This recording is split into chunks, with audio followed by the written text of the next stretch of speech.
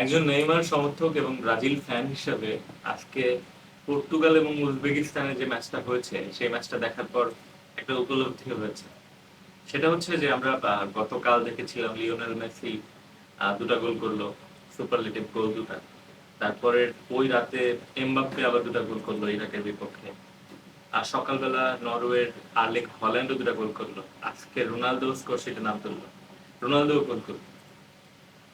একজন ব্রাজিলিয়ান সমর্থক হিসেবে এবং একই সাথে নেইমারের ডাই-হার্ট ফ্যান হিসাবে এই ব্যাপারটা আমরা যারা নেইমারকে অনেক বেশি ভালোবাসি, অনেক বেশি সমর্থন করি, আহ, মেসি গোল করছে বা রোনালদো গোল করছে, এটা একটা ভালো লাগার জায়গা। তারা আসলে ফুটবলের লিভিং লিজেন্ড।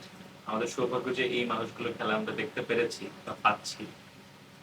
আহ, যখন আসলে আমি খেলা দেখছিলাম, রোনালদো যখন একটা করে গোল করছে বা মেসি যখন একটা করে গোল করে, এমবাপ্পে যখন একটা করে গোল করে, এটার ভিতরে না আমি না ওই নেইমারকে দেখি, যে নেইমারকে আমরা 2014 সালে দেখেছিলাম, 2018 সালে দেখেছিলাম।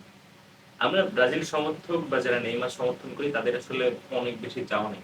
এই যে দুইটা গোল, তিনটা গোল, এইগুলো কিন্তু আমরা আসলে চাই না। আমরা চাই যে অন্তত নেইমার মাঠে 20টা মিনিট মাঠে থাকবে।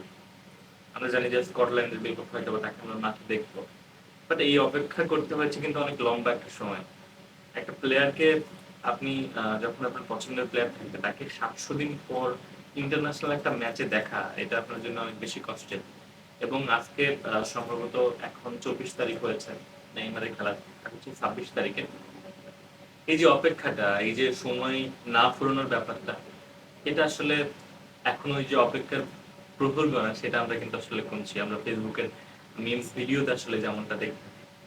তো নেইমার মাঠে আসলে কেমন ধরনের পারফরমেন্স করবে বা গোল করবে কিনা, অ্যাসিস্টটা তার কাছ থেকে আমরা দেখবো কিনা, এখনো পর্যন্ত কিন্তু সোফার ব্রাজিলের হয়ে সব থেকে বেশি গোল করা প্লেয়ার কিন্তু নেইমার।